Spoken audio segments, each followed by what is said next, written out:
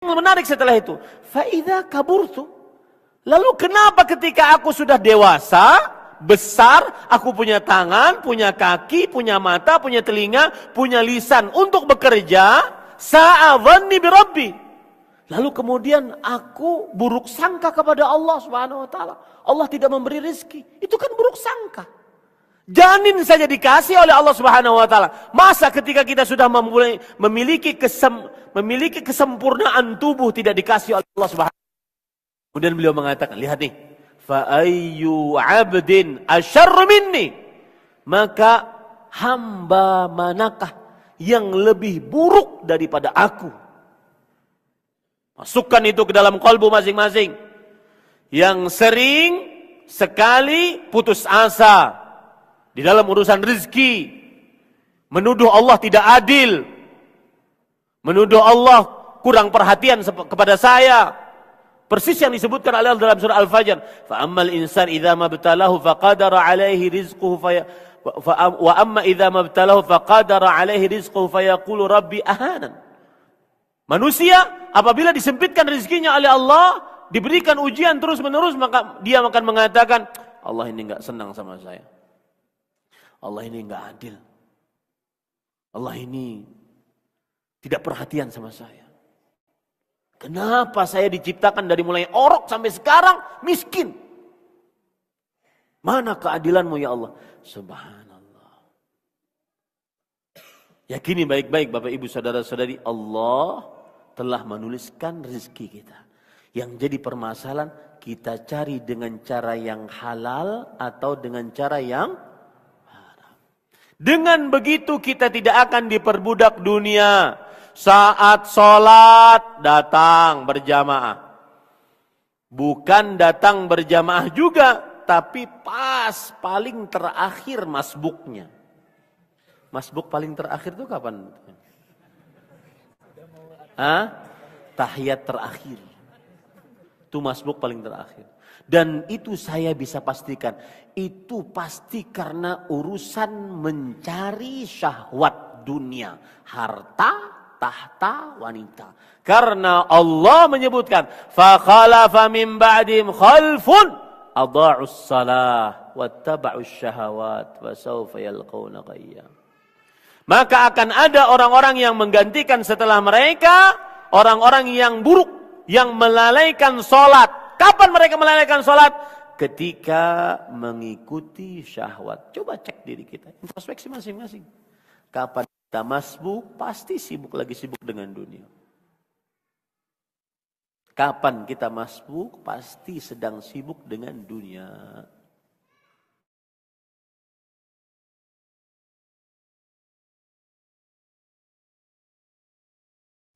Bismillah, ikhwafillah, rahimakumullah. Insya Allah kita akan mulai pada saat Ustaz Zuna sudah bergabung bersama kita. Barakallahu fikum.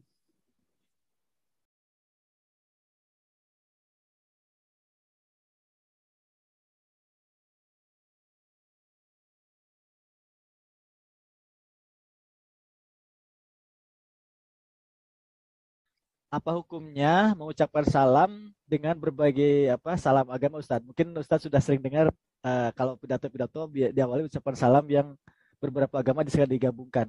Kalau bisa saya bacakan, tapi kalau sudah cukup paham mungkin tidak usah saya bacakan, Ustadz. Gimana Kang? Jadi kalau membuka, kalau dia pidato di awal kan pertama Assalamualaikum, kemudian nama budaya, Om Swastiastu ya kayak gitu, Ustadz. Nah, apa hukumnya itu seperti itu, Ustadz? Bismillah, walhamdulillah, wassalatu wassalamu ala rasulillah wa ala alihi wa sahbihi wa man wala. Amma ba'du.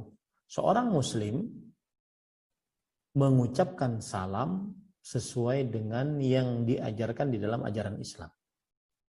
Yaitu Assalamualaikum warahmatullahi wabarakatuh. Dan jika di hadapannya bercampur orang-orang dari beberapa agama, dan di sana ada kaum muslimin, meskipun satu orang, dia boleh mengucapkan Assalamualaikum warahmatullahi wabarakatuh. Nah, kemudian bolehkah seorang muslim mengucapkan salam dari agama atau kepercayaan lain? sebagaimana yang disebutkan dalam pertanyaan tadi? Jawabannya tidak boleh. Karena pengucapan salam adalah kekhususan yang dimiliki oleh setiap agama. Maka meskipun dia pemimpin yang membawahi seluruh rakyatnya yang beragama, baik itu agama Islam atau selain agama Islam, maka dia tetap hanya mengucapkan Assalamualaikum warahmatullahi wabarakatuh. Dan diharamkan mengucapkan salam agama lain. Adapun jika berdalih dan beralasan ini adalah sebuah toleransi, maka jawabannya toleransi tidak mencampurkan kekhususan dengan kekhususan. Kekhususan kaum muslimin mengucapkan salam dengan ucapan Assalamualaikum warahmatullahi wabarakatuh. Dan kekhususan agama lain dengan salam-salam yang ada di dalam agama lain. Toleransi adalah lakum dinukum waliyadin. Bagi kalian, agama kalian, kalian mengerjakan sesuai dengan agama kalian. Dan waliyadin, bagi kami, agama kami. Wallahu a'lam. Naam. Bismillahirrahmanirrahim. Ikhwafillah wa ahbati fiddin. Insya Allah kita akan mulai taklim kita pada malam hari ini setelah Ustazuna Ustadz Ahmad Zainuddin Al-Banjari Habisahullah Ta'ala bergabung bersama kita. Barakallahu fikum.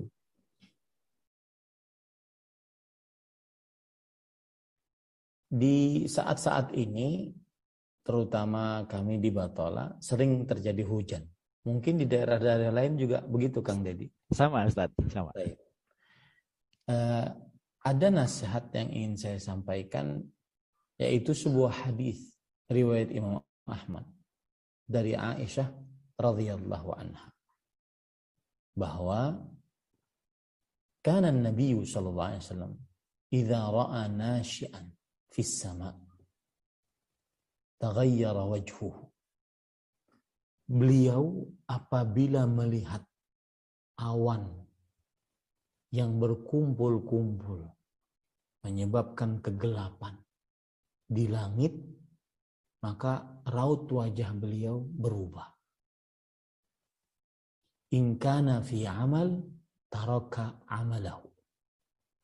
Jika beliau sedang dalam sebuah kegiatan, maka beliau meninggalkan kegiatan tersebut.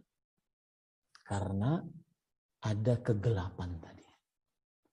Wa in kana fi salatin yaqulu Allahumma inni a'udzubika min syarri ma fi.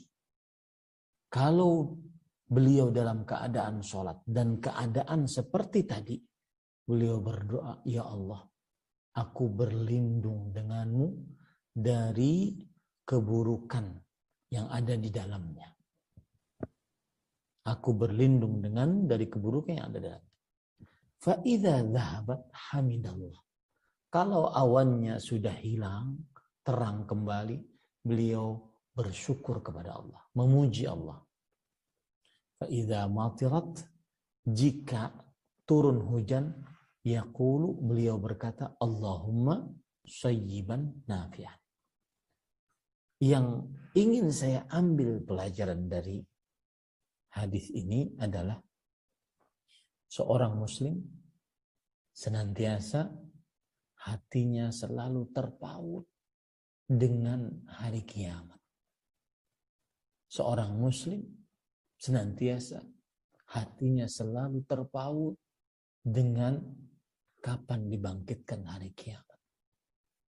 Agar dia selalu persiapan. Sehingga persiapannya untuk menghadapi kiamat senantiasa bagus. Dan ini yang membuat dia tidak mudah mendewakan dunia. Ini yang membuat dia tidak mudah mendewakan dunia. Berbangga-bangga dengan dunia. Wallahi, para ikhwah sekalian, coba dilihat sekarang. Aplikasi-aplikasi media sosial yang dimainkan oleh manusia di zaman sekarang. Bukankah sudah mulai menurun? Orang sudah mulai bosan. Begitulah dunia. Innamal hayatud dunya la'ibun walau. Kehidupan dunia hanyalah permainan dan melalaikan. Cepat membosankan. Tidak mendatangkan kebahagiaan hakiki. Maka pelajaran sangat luar biasa dari hadis tersebut, kebiasaan Rasul SAW, hatinya selalu terpaut dengan kehidupan akhirat. Bagaimana saya di akhirat? Selamatkah saya setelah kematian? Apa nasib saya kelak? Bagaimana saya mengambil buku dari kanankah atau dari kirikah? Seberat apa timbangan berat saya saat di atas mizan? Dapatkah saya syafaat Rasul sallallahu alaihi wasallam? Dapatkah saya air telaga, meminum dari air telaga Rasul sallallahu alaihi wasallam? Dapat cahayakah saya saat berjalan di atas sirat yang tipis? Bismillahirrahmanirrahim. Kang Faisal, Ustadz alhamdulillah sudah bergabung. Licin menggelincirkan. Minta tolong diberikan co-host kepada beliau Habibullah. Di mana tempat saya? Surga kah atau neraka? Assalamualaikum warahmatullahi wabarakatuh, Ustaz. Waalaikumsalam warahmatullahi wabarakatuh. Kaifa halukum, Ustaz?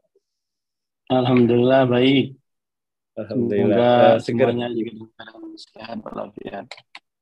Amin ya rabbal alamin. Alhamdulillah di sana sudah hujan ya, Ustaz ya? Oh, sudah sering nih. Alhamdulillah. Alhamdulillah. Alhamdulillah. Kita mulai ya, Ustaz ya? Silakan. Bismillahirrahmanirrahim. Assalamualaikum warahmatullahi wabarakatuh. Alhamdulillah wassalati wassalamu ala Rasulillah wa ala alihi wa sahbihi wa man wala. Ikhwani fillah wa akhwati fiddin, alhamdulillah yang memudahkan kita kembali duduk bersama di komunitas pengajian Itiba Mengaji bersama Ustazuna Ustadz Ahmad Zainuddin Al-Banjari Hafizahullah Ta'ala. Dan perlu kami juga infokan bahwa Itiba Mengaji adalah komunitas mengaji yang diadakan oleh alumni Institut Teknologi Bandung dan atau Civitas Academy yang masih aktif di kampus ITB. Dan alhamdulillah pengajian ini adalah pengajian reguler yang diadakan setiap pekan. Dan tema kali ini yang disampaikan oleh Ustadz insya Allah adalah Kitab Al-Azkaru wal Adab karya Fadilatul Syekh Dr. Abdul Muhsin Al-Qasim Hafizahullah Ta'ala. Dan terkhusus pada malam ini kita melanjutkan bagian dari Qismu Al-Azkar mengenai doa istiftah dan seterusnya. Dan pengajian kali ini insya Allah hingga pukul 21.30 akan dibagi menjadi dua bagian. Bagian pertama adalah penyampaian materi insya Allah.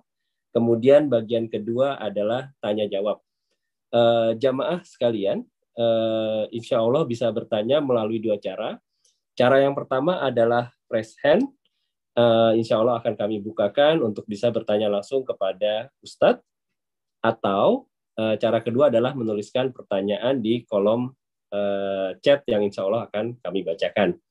Baik, untuk supaya segera masuk, kami persilahkan kepada Ustazuna Ustadz Ahmad Zainuddin Al-Banjari Hafizahullah untuk bisa memulai. Tafadhol masykurah Ustadz. Barakallahu fikum. Baik. Sebelumnya saya ingin bertanya dulu, kita sudah sampai nomor berapa ya? 5 apa 6? 10 Ustaz, doa istiftah. Pekan yang lalu udah duhulu masjidil wa khurujul minha. Alhamdulillah. Oh, 10 ya. Baik. Ya.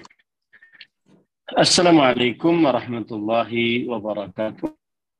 Waalaikumsalam warahmatullahi Bismillahirrahmanirrahim. Innal hamdalillah nahmaduhu wa nasta'inuhu wa nastaghfiruh wa na'udzu billahi min shururi anfusina wa sayyiati a'malina.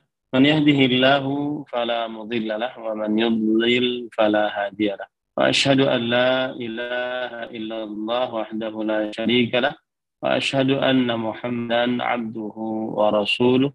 Ya ayyuhalladzina amanu taqullaha haqqa tuqatih wa la tamutunna illa wa antum muslimun.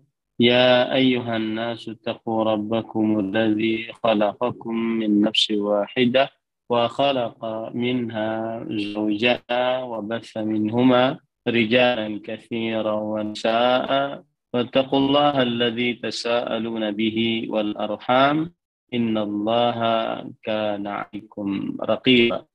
Ya ayyuhalladzina amanu taqullaha wa qulu qawlan sadida yuslih lakum a'malakum wa yaghfir lakum dhunubakum wa man yuti'illaha wa rasulahu faqad faza fawzan 'azima. Amma ba'd, fa inna asdaqal hadits kitabullah wa ahsanul hadi hadi Muhammadin sallallahu alaihi wa ala alihi wasallam wa syarrul umuri muhdatsatuha wa kullu muhdatsatin bid'ah wa kullu bid'atin dhalalah wa kullu dhalalatin finnar. Alhamdulillah, kita bersyukur pada Allah Subhanahu wa taala pada hari ini, hari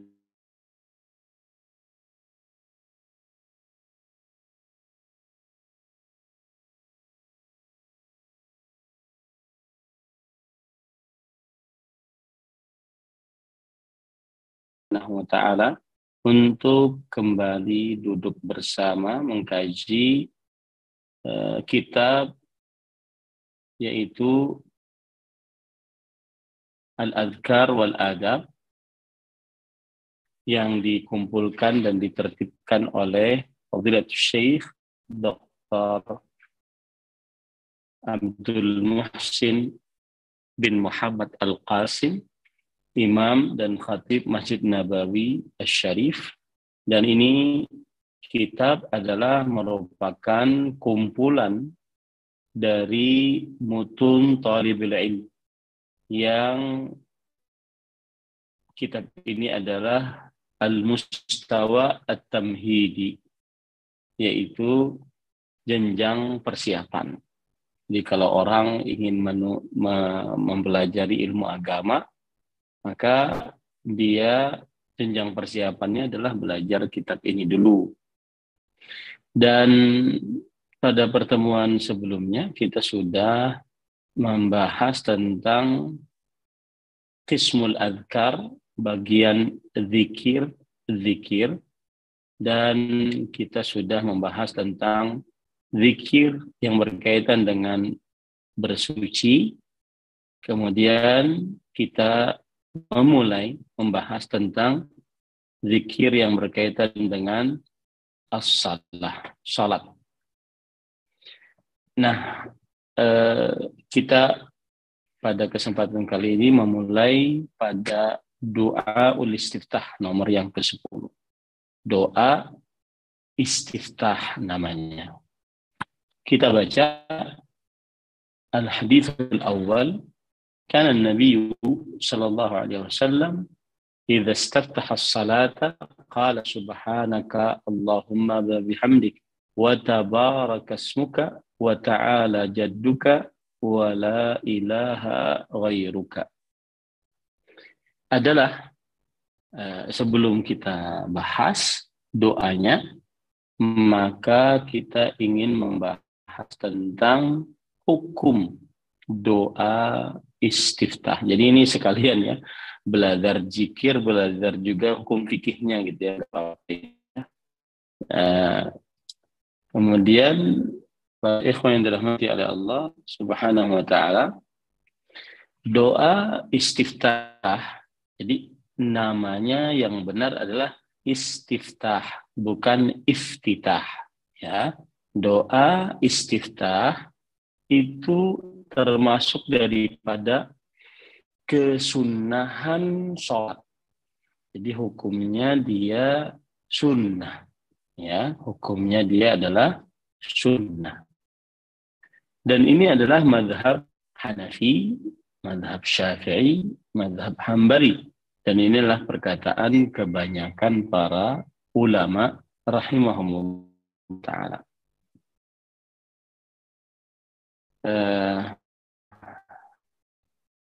Dan Imam An-Nawawi rahimahullah, ya ini Mas Faisal, saya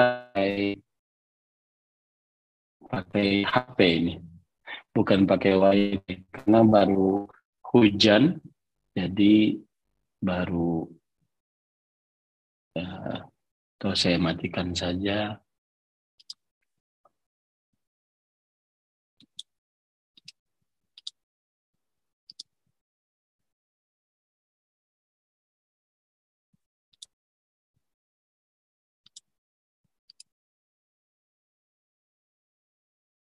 Baik. Nah, sekarang sudah jelas? Mudah-mudahan sudah jelas ya. Lebih baik Ustaz. Alhamdulillah Ustaz. Ya. Tadi saya sekalian live Facebook. Nanti saya minta linknya saja dari kawan-kawan. Saya matikan live Facebooknya, kemudian OBS-nya juga saya matikan. Streamingnya saya matikan. Jadi cukup Zoom aja. Baik. Lebih baik ya, Pak Faisal ya? Lebih baik Ustaz. Oke. Jadi doa istiftah adalah termasuk kesunahan sholat. Dan ini mazhab jumhur, kebanyakan para ulama. Mazhab Hanafi, Syafi'i, dan Hambali. Misalkan Imam An-Nawawi berkata, Amma al-istiftahu faqala bistihbabihi jumhurul ulama'i minas sahabati wa tabi'in faman ba'dahum wa la yu'rafu man khalafa fihi illa Malikan rahimahullah. Adapun doa istiftah, maka jumhur, mayoritas para ulama berpendapat akan istihbab, dianjurkannya membaca doa istiftah tersebut, baik dari para sahabat, para tabi'in, dan ulama-ulama setelahnya. Dan tidak ada yang menyelisihi di dalam hal ini kecuali Imam Malik rahimahullah.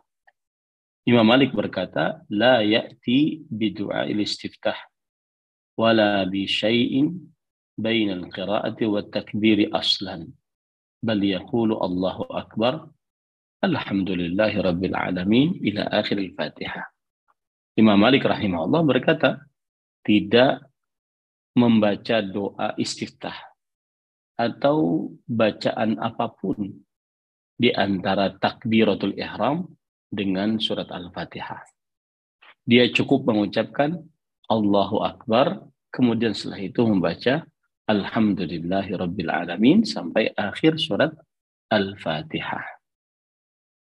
Nah, itu perkataan Imam Nawawi yang merupakan representasi dari ulama madhab Syafi'i. Kemudian perkataan Imam Ibnu Qudamah dari ulama madhab Al-Hambali yang disebutkan dalam kitab Al-Mughni. Dan kitab Al-Mughni adalah sandaran dalam madhab Hambali.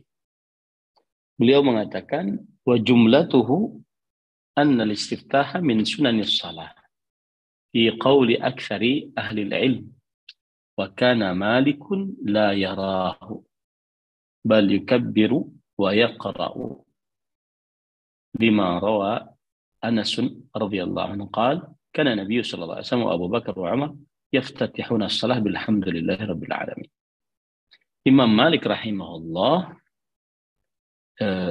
ringkasan dari permasalahan ini adalah bahwa doa istiftah termasuk dari kesunahan sholat menurut pendapat para ulama kebanyakan.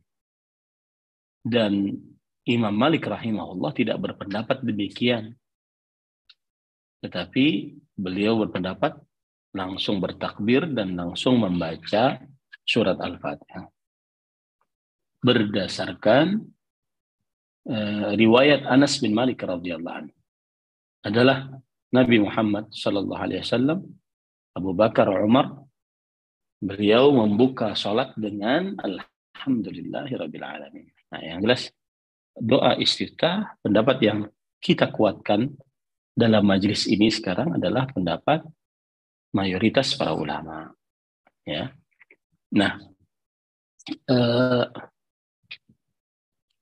berdasarkan hadis-hadis yang begitu banyak yang akan kita baca nantinya, ya.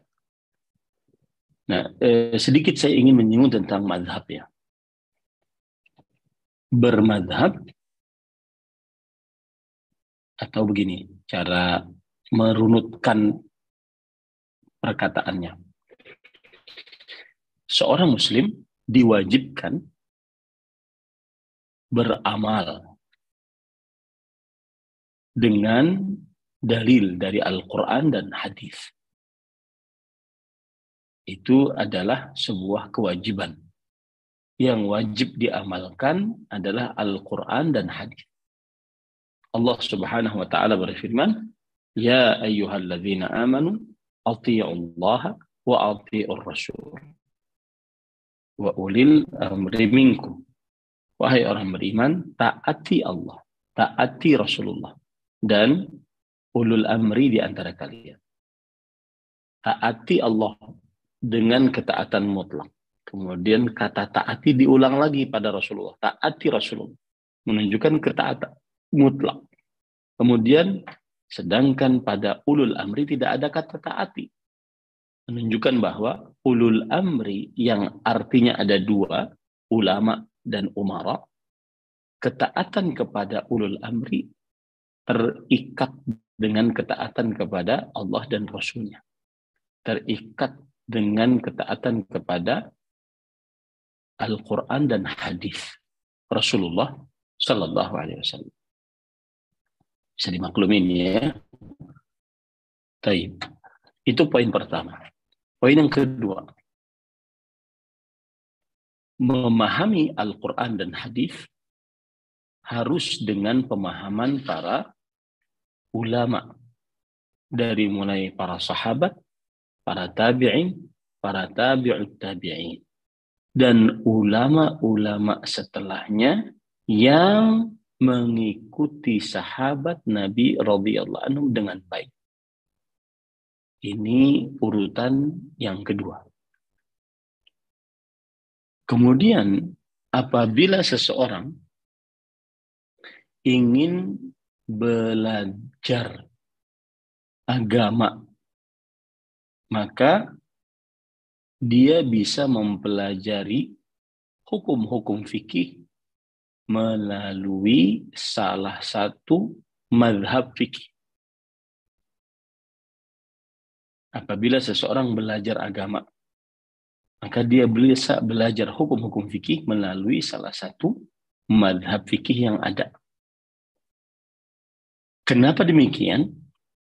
Karena di dalam mazhab-mazhab fikih sudah ditertibkan permasalahan-permasalahan yang sangat diperlukan dalam belajar ilmu fikih, hukum-hukum Islam.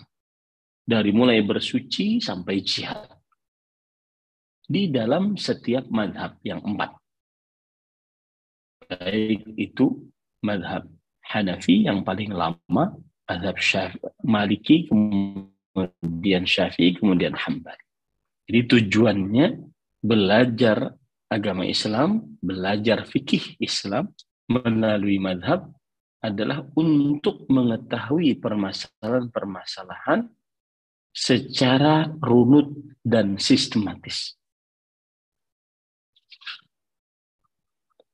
Dan cara yang kedua, belajar agama Islam atau belajar fikih Islam dengan cara mempelajari hadis-hadis Rasul Sallallahu Alaihi Wasallam.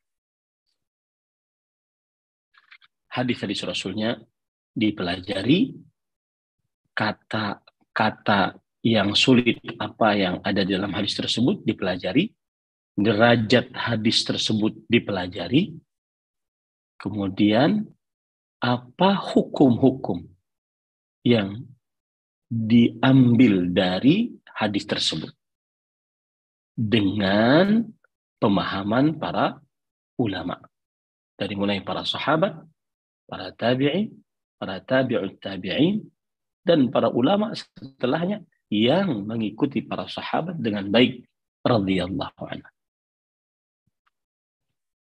Itu poin. Poin selanjutnya. Apabila seseorang mendapati di dalam Al-Quran dan hadis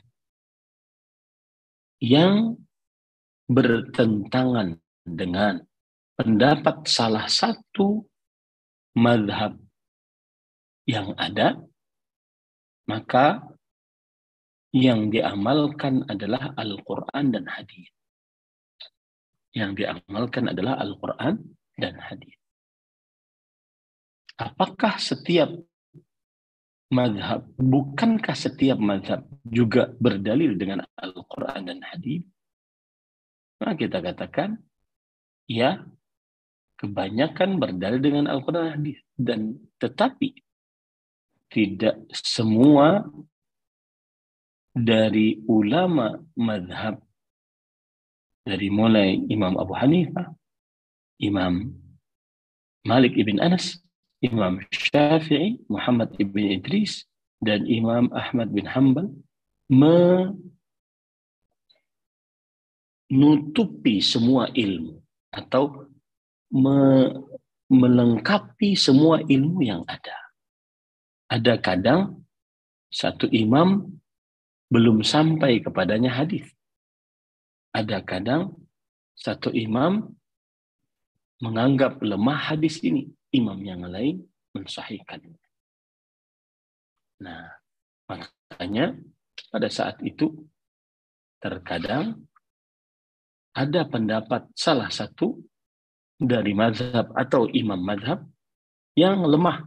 Kemudian pendapat imam mazhab yang lain yang kuat. Kuat berdasarkan lebih dekat dengan Al-Quran dan hadis yang dipahami oleh para ulama salafus saleh, dari mulai para sahabat, para tabi'in, para tabi'ut tabi'in. Terakhir, tentang mazhab ini, tidak wajib untuk mengikuti salah satu mazhab dan harus di mazhab itu saja. Kenapa demikian? Karena tidak ada dalil yang mewajibkan untuk mengikuti salah satu mazhab. Bagaimana ada dalilnya? Sedangkan mazhab itu sendiri adanya di zaman tabi'i 150 Hijriah, Imam Abu Hanifah. Kemudian 204 Imam Syafi'i dan seterusnya. Tetapi yang paling utama berhadapan dan permasalahan mazhab ini adalah seseorang belajar ilmu agama, memahami Al-Quran dan hadis dengan pemahaman para ulama. Dari mulai para sahabat, para tabi'in, para tabi'ut tabi'in, dan ulama-ulama imam mazhab yang mengikuti para sahabat dengan baik. Poin terakhir lagi, orang awam yang tidak bisa bahasa Arab, tidak mempunyai alat-alat ilmu untuk membaca dan memahami perkataan para ulama dan membaca dan memahami ayat Al-Quran serta hadis-hadis Rasul Shallallahu Alaihi Wasallam, maka tugas dia adalah bertanya kepada ulama. Allah berfirman, "Fas'alu ahla dzikri in kuntum la ta'lam."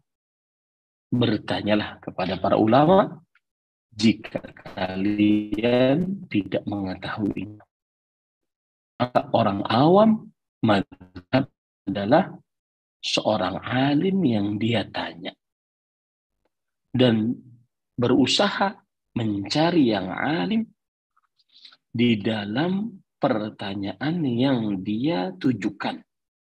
Karena setiap orang alim terkadang memiliki spesialisasi di dalam keilmuannya. Ada yang ilmu dalam hadis, ada yang spesialis dalam akidah, ada yang spesialis dalam bidang fikih muamalah, dan seterusnya. Maka sekali lagi, mazhabnya orang awam adalah orang alim yang dia tanya, yang dia menganggap orang alim tersebut bisa menjawab pertanyaan-pertanyaan dia tentang hukum-hukum Islam.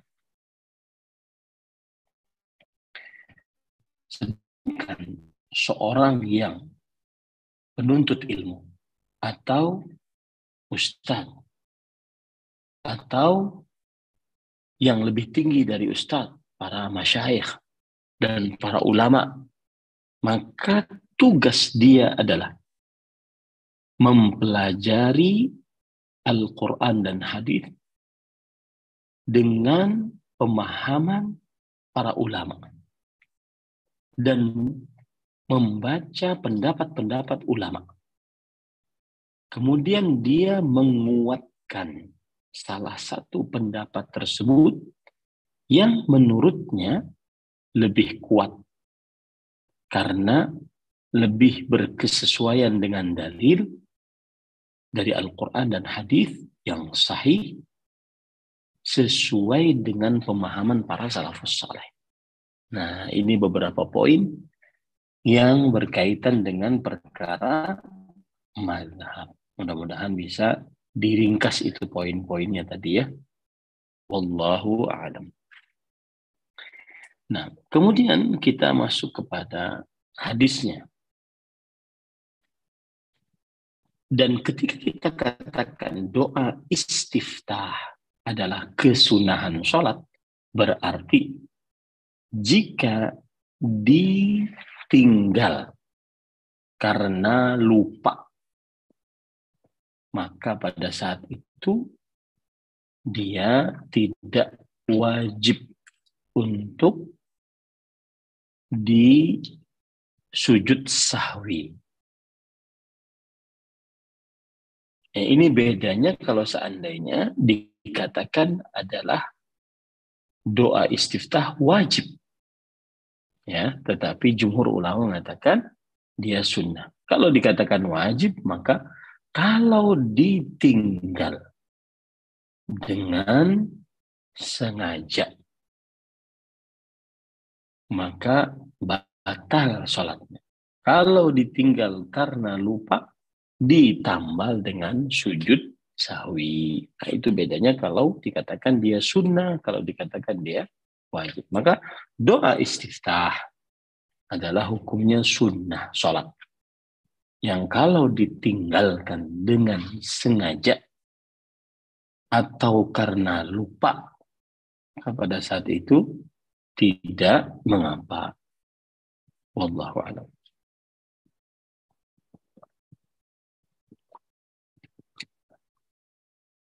Di sini disebutkan kana Nabi sallallahu alaihi wasallam idza istaftaha as-shalah. Adalah Nabi Muhammad sallallahu alaihi wasallam jika membuka salat, maka beliau berkata, subhanakallahumma wa bihamdika wa tabarakasmuka wa ta'ala jadduka wa la ilaha ghairuka. Beliau mengucapkan bacaan tadi yang artinya maha suci engkau ya Allah dan segala puji bagimu, tinggi namamu. Dan di sini disebutkan bahwa ta'ala jadduka, tinggi kedudukanmu. Wala ilaha ghairuka, dan tidak ada ilah yang berhak diibadahi selain engkau. Ini salah satu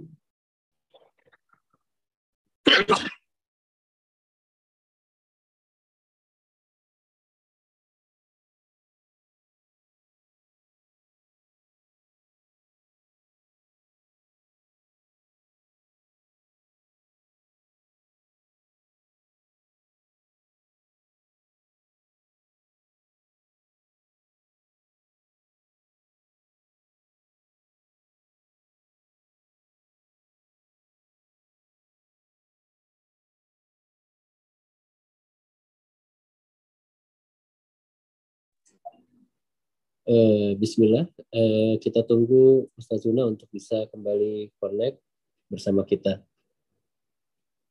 Semoga Allah Ta'ala memudahkan. Amin ya rabbal alamin.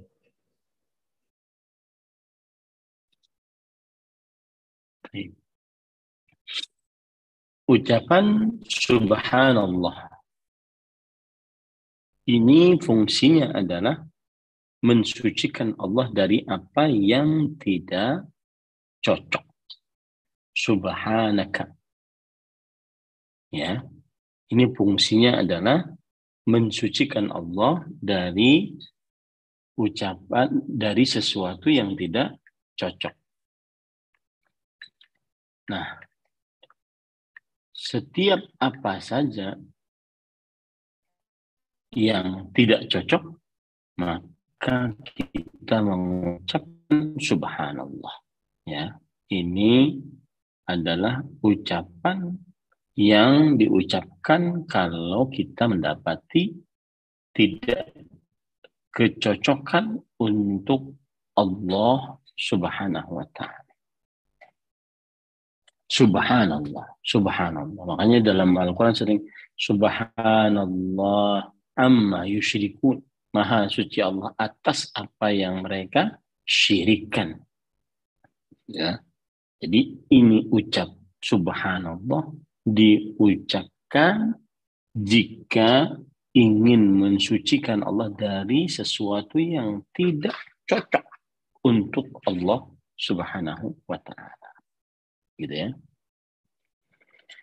Kemudian para ikhwan yang dirahmati oleh Allah Subhanahu wa ta'ala, kata tabaraka.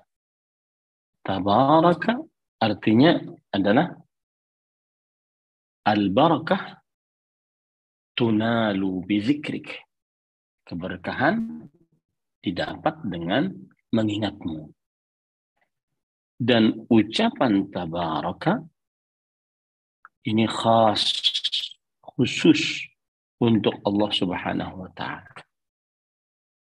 Tidak diperbolehkan diberikan kepada selain Allah. Imam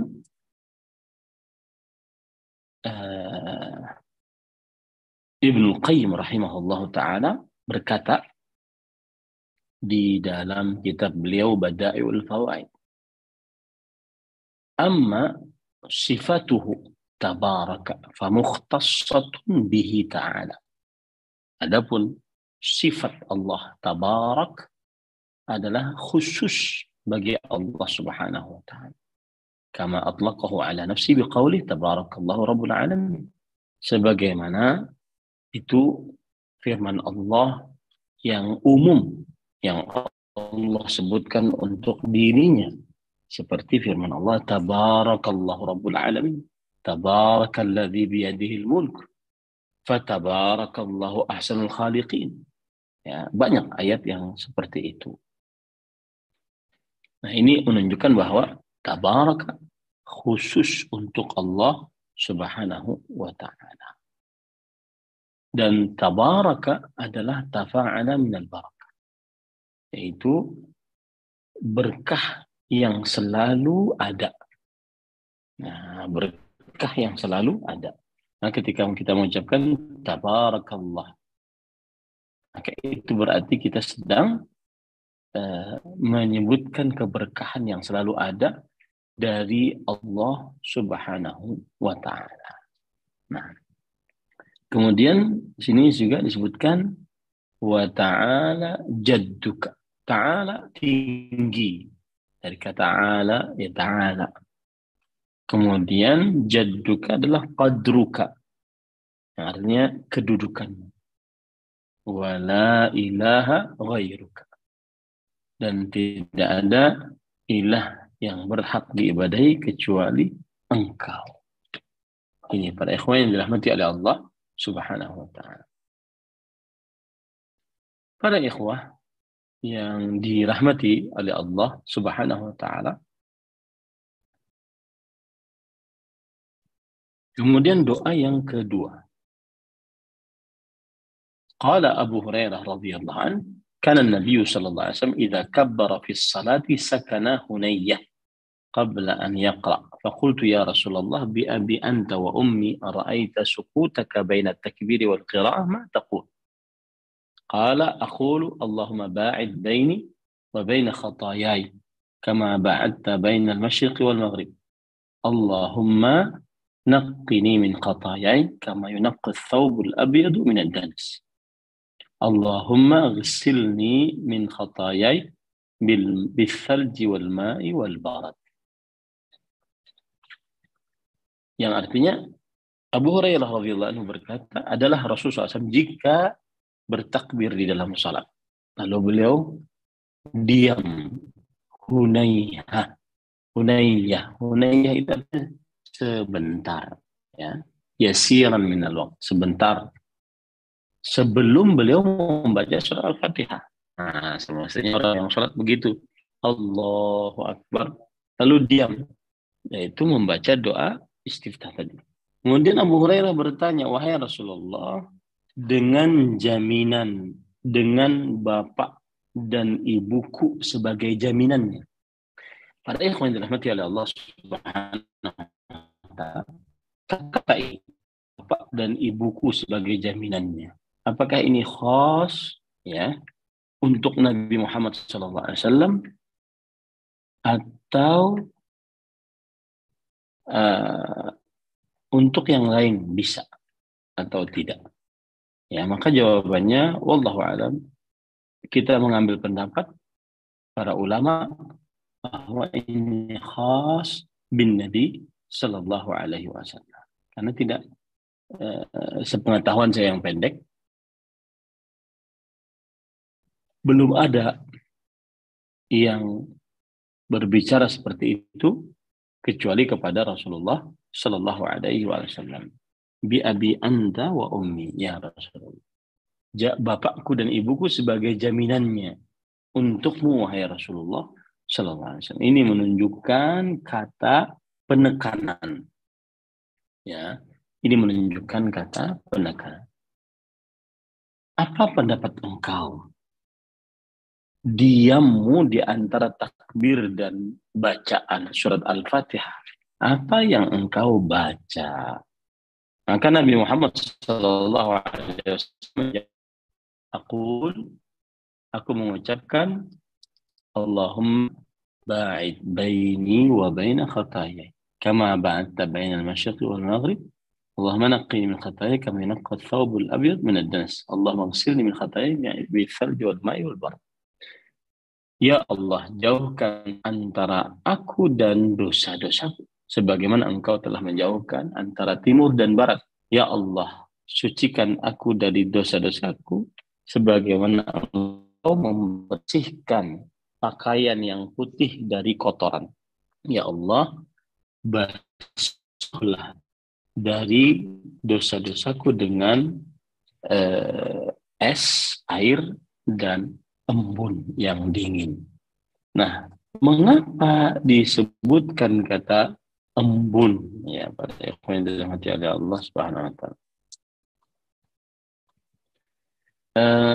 Para ikhwan yang dirahmati oleh Allah Subhanahu wa Ta'ala, makna dari dan bersihkanlah, kata bahasanya, basuhlah dari kesalahan-kesalahanku dengan air, dengan es, air, dan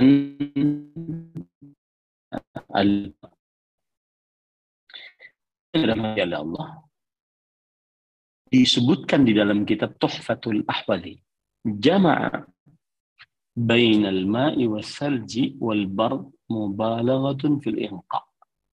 Dikumpulkan antara air, es, dan embun, ini menunjukkan kepada lebih inqa, lebih bersih. Lianna ma ghusila bil thalatha anqa mimma ghusila bil ma'i wahdah.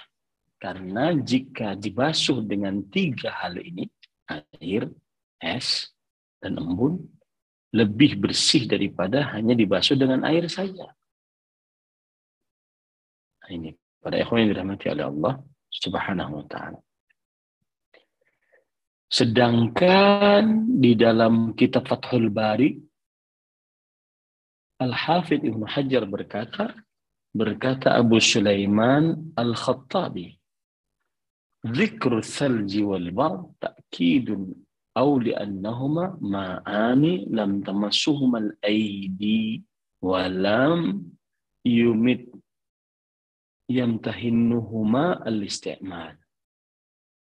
Penyebutan es, embun, ini adalah penekanan atas air, atau karena keduanya 2 air yang belum disentuh oleh tangan, belum dipakai apa-apa. Nah, ini makna dari kenapa disebutkan bisalji wal ma'i wal barad. Ya, basuhlah kesalahanku dengan es, kemudian air, dan embun. Kemudian berkata Imam Ibnu Daqiq al-Aid, أبرد المحفوظ فإن الثوب الذي يتقرر عليه 3 أشياء منقية يكون في غاية النقاء. Penyebutan 3 hal itu adalah tujuannya kias bahasa, ungkapan untuk penghapusan sebenar-benarnya.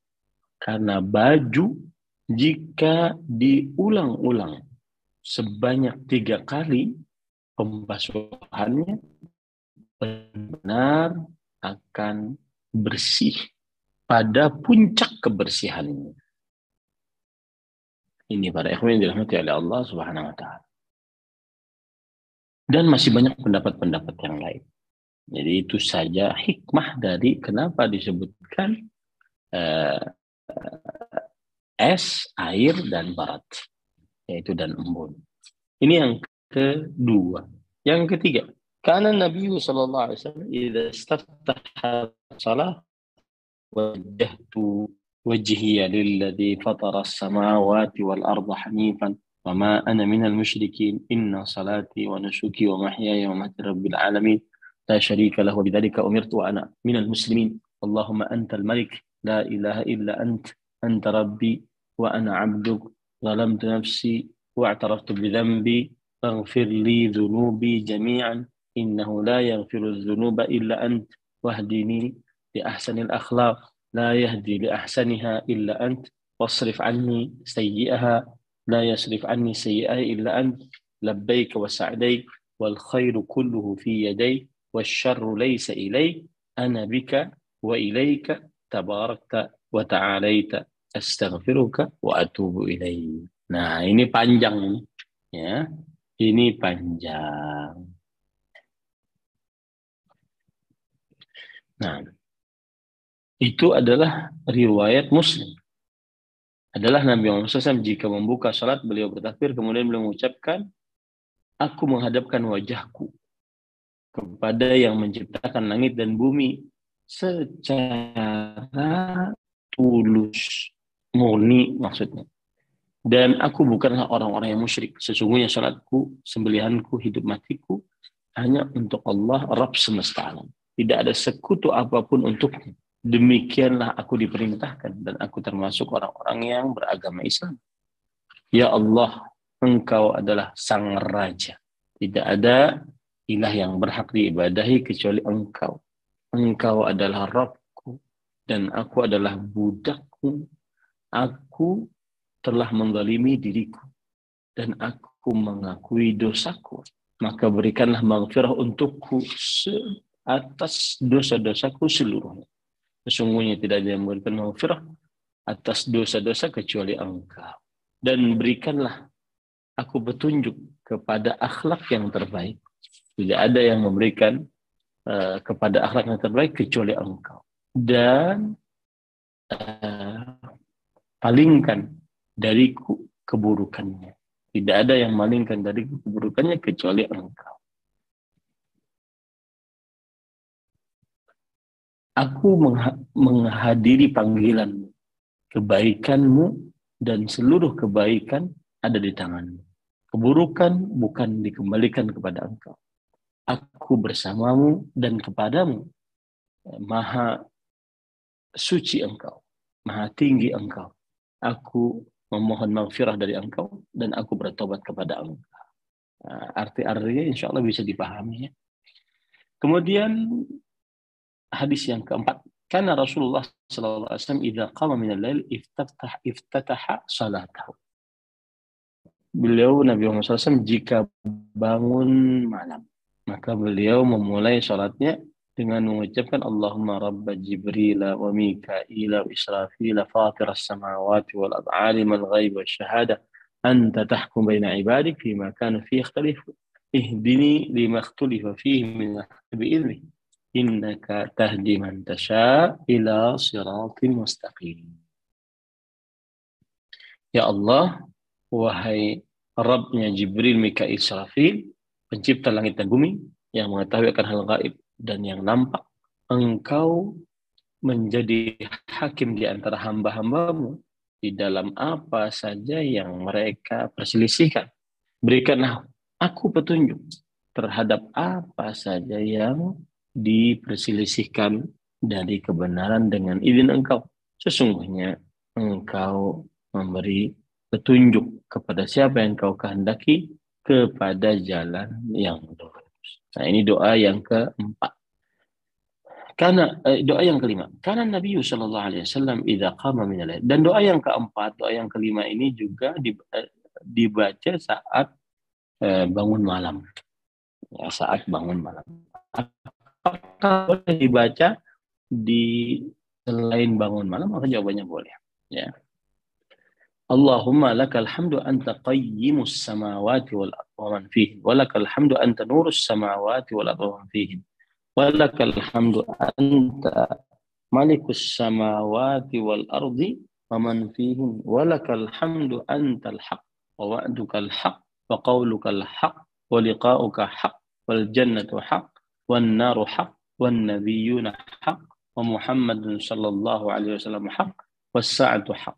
Allahumma laka aslamtu wa bika amantu wa alayka tawakkaltu wa ilayka anabtu wa bika khasamtu wa ilayka hakamtu faghfir li ma qaddamtu wa ma akhartu asrartu wa ma alantu antal muqaddim wa antal muakhir la ilaha illa adalah Rasul sallallahu alaihi wasallam jika bangun malam beliau bertahajud, kemudian beliau berdoa saat tahajudnya tadi, ya Allah, segala bagimu segala pujian. Engkau yang mengurus langit dan bumi dan siapa saja yang ada di dalamnya. Bagimu segala pujian. Engkau adalah cahaya langit dan bumi dan siapa yang ada di dalamnya. Nah, ini para ikhwan dirahmati oleh Allah Subhanahu wa taala. Bagimu segala pujian. Engkau adalah raja langit dan bumi dan apa yang ada di dalamnya. Bagimu segala pujian. Engkau adalah benar, janjimu benar, firmanmu benar, pertemuan denganmu benar, surga dan neraka benar, ya, para nabi benar, Muhammad SAW benar, dan hari kiamat benar adanya. Kemudian Ya Allah, kepadamu aku masuk Islam, denganmu aku beriman, atasmu aku bertawakal, kepadamu aku kembali, denganmu aku mengadu, kepadamu aku berhukum, berikanlah maghfirah untukku atas apa yang telah aku lakukan dan apa yang aku belum lakukan, dan atas apa yang aku sembunyikan dan apa yang aku nampakkan. Engkau adalah yang mendahului dan engkau yang mengakhiri. La ilaha illa anta. Tidak ada ilah yang berhak ibadah kecuali engkau. Nah, ini bacaan-bacaan saat seseorang doa istiftah, gitu ya. Saat seseorang doa istiftah. Nah, kiranya itu dulu tentang bacaan doa istiftah ini. Wallahu a'lam. Alhamdulillah, jazakumullah khairan Ustadz atas penjelasannya. Dan alhamdulillah kita masuk ke sesi tanya jawab. Semoga bisa juga jelas bagi jamaah yang lain. Sambil menunggu Ustadz, mohon izin bertanya dari kami dahulu ini Ustadz. Bagaimana hukumnya atau keadaannya apabila kami hanya mengamalkan satu doa istiftah dari 5 doa yang tadi sudah Ustadz sampaikan. Dan karena 2 hal, pertama adalah karena diajarkan dari kecil, dan yang kedua karena beberapa buku dari contohnya adalah Sifat Sholat Nabi, itu menuliskan hanya satu doa istiftah saja Ustadz. Apakah demikian itu boleh atau seharusnya sebaiknya kita juga mengamalkan doa istiftah yang lain? Barakallahu fikum, jazakumullah khairan Ustaz. Bismillah, walhamdulillah, wassalatu wassalamu ala rasulillah wa ala alihi wa ashabihi wa man wala, amma ba'd. Di antara para ulama ada yang berpendapat dianjurkan, lihat ya kata-katanya, dianjurkan menggabungkan antara doa-doa yang tadi. Oleh sebab itu, berdasarkan pendapat ini, tidak mengapa untuk menggabungkan dari redaksi-redaksi doa istiftah tadi. Lihat kata-kata tidak mengapa, bukan berarti wajib ya. Nah, kemudian pada ikhwan yang dirahmati oleh Allah Subhanahu wa taala, akan tetapi sebagian ulama berpendapat yang lain. Seperti Imam Muhammad bin Shalih Al-Utsaimin, walakin la yajma'u baina hadhihi al-istiftahat bal yaqulu hadhihi marrah wa hadhihi marrah liya'ti bis-sunnah ala jami'i wujuhiha. Tetapi tidak menggabungkan di antara doa-doa istiftah ini, ya, akan tetapi dia mengucapkan satu begini, mengucapkan satu begini, ya, sehingga dia mengerjakan sunnah atas seluruh sisinya, ya, mengerjakan sunnah atas seluruh sisinya. Ini para ikhwan yang dirahmati oleh Allah Subhanahu wa taala. Jadi seperti itu. Seseorang hendaknya dia membaca salah satu dari doa dan tidak menggabungnya. Ya, karena dengan cara menggabung itu berarti dia seakan-akan dia mengerjakan doa istiftah yang lain karena gabungan, gitu ya, karena gabungan. Maka cukup hanya satu saja, ya, cukup hanya satu saja. Nah, wallahu a'lam. Alhamdulillah, jazakumullah khairan Ustaz atas penjelasannya. Baik, Bapak dan Ibu, ikhwani fillah wa akhwati fiddin, apabila ada pertanyaan bisa langsung raise hand atau dituliskan di kolom chat. Kita tunggu sebentar apabila ada yang ingin bertanya.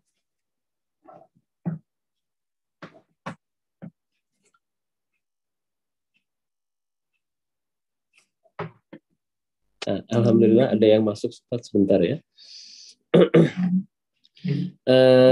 dari Kang Eka ada pertanyaan Ustadz.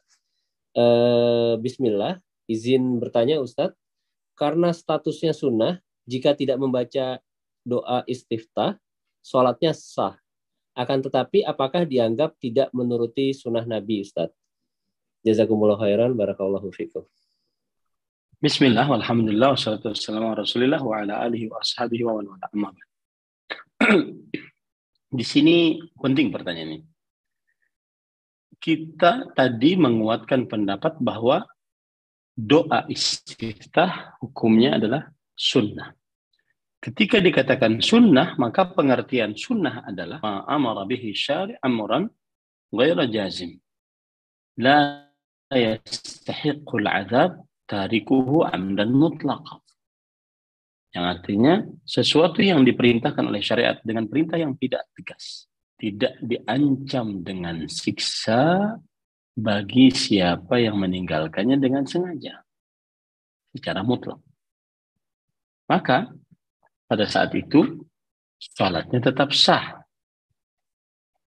karena dia hukumnya sunnah. Tetapi kalau berbicara dari sisi ini adalah sunnah Rasul, ini adalah ajaran Rasulullah SAW, maka dia membacanya, jangan meninggalkannya, agar sholatnya benar-benar sesuai dengan sunnah Rasul Sallallahu Alaihi Wasallam. Nah demikian ya. Sunnah yang dimaksud di sini adalah sarana yang bukan sunnah, ajaran maksud saya, ajaran Rasulullah SAW. Maka ajaran Rasulullah SAW dalam sholat adalah membaca doa istiftah. Ada perkataan menarik saya dengar waktu itu dari Syekh Muhammad Akram Ziyadah. An-nasul yawm kana an-nas yatrukuna ya'aluna sunnah bi'annaha sunnah. Orang-orang terdahulu, para sahabat, para tabi'in, para tabi'ut tabi'in, para ulama, mereka mengerjakan sunnah karena dia adalah sunnah. Sunnah yang dimaksud mereka mengerjakan amalan yang hukumnya sunnah, tidak wajib. Tapi mereka tetap kerjakan. Kenapa? Karena dia adalah sunnah Rasul Sallallahu Alaihi Wasallam.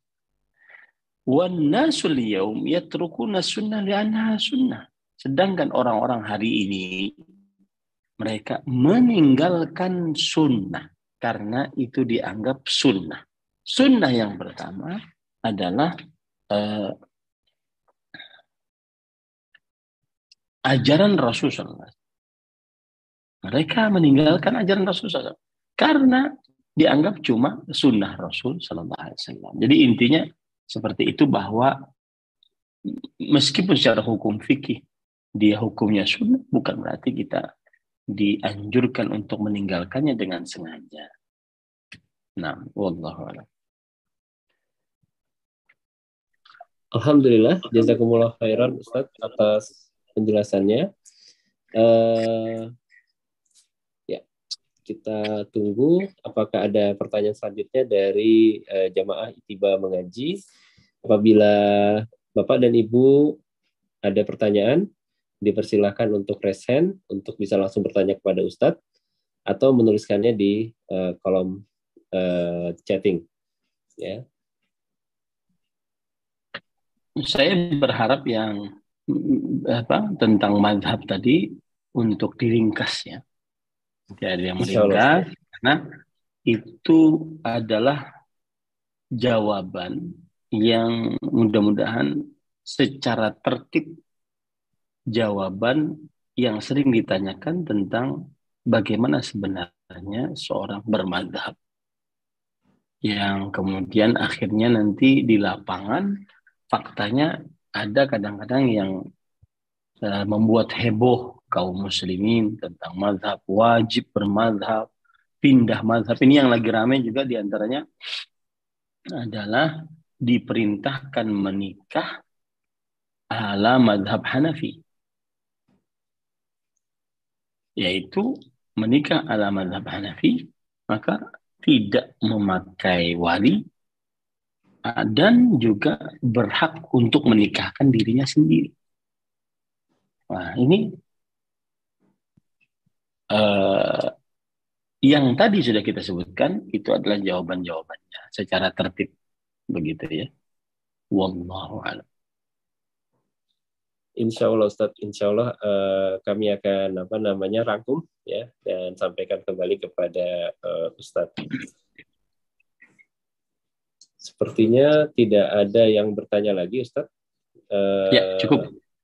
Ya, jadi Bapak dan sebentar. Ada pertanyaan dari Ibu Nunung Ustadz. Mohon izin untuk kita berikan kesempatan kepada beliau.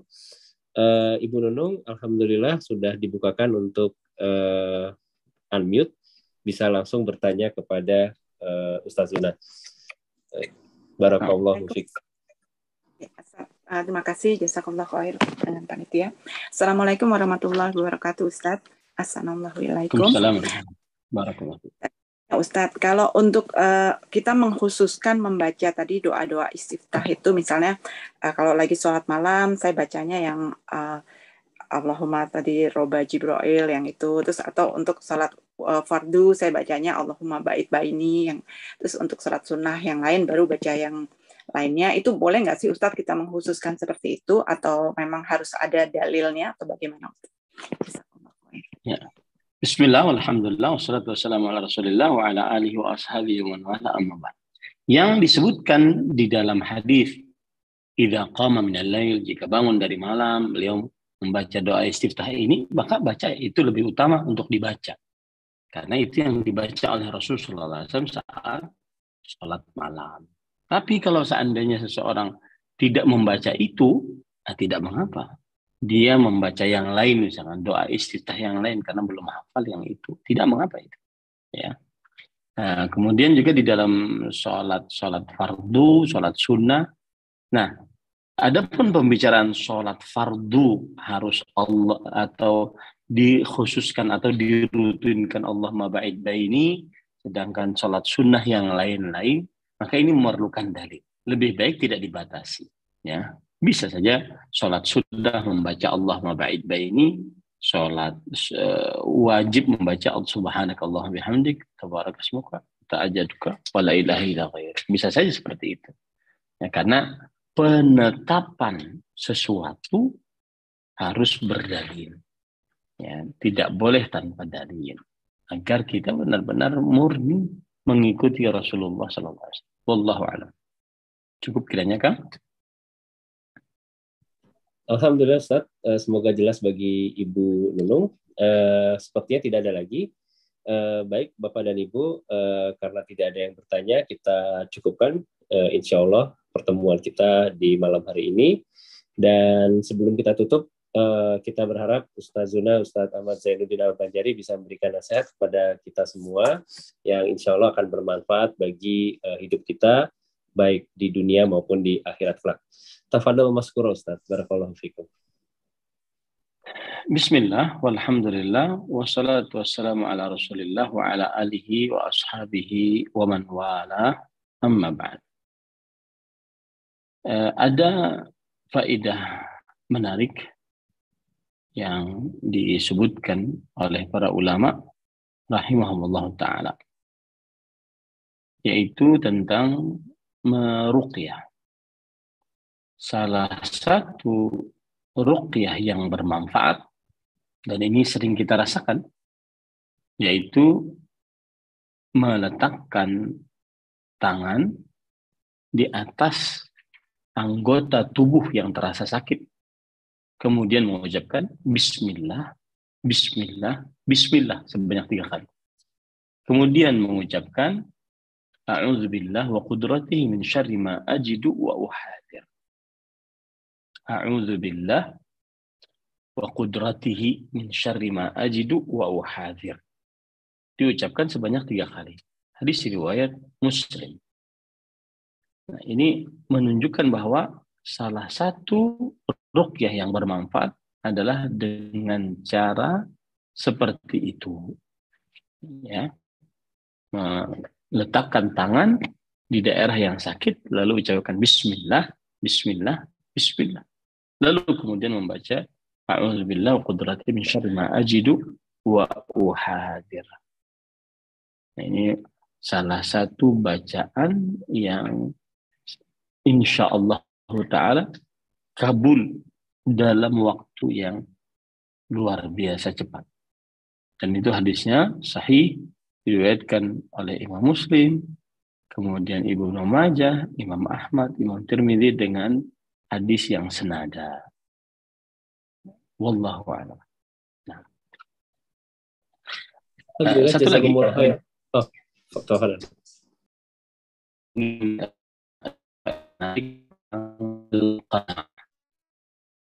Rasa puas dengan pemberian Allah.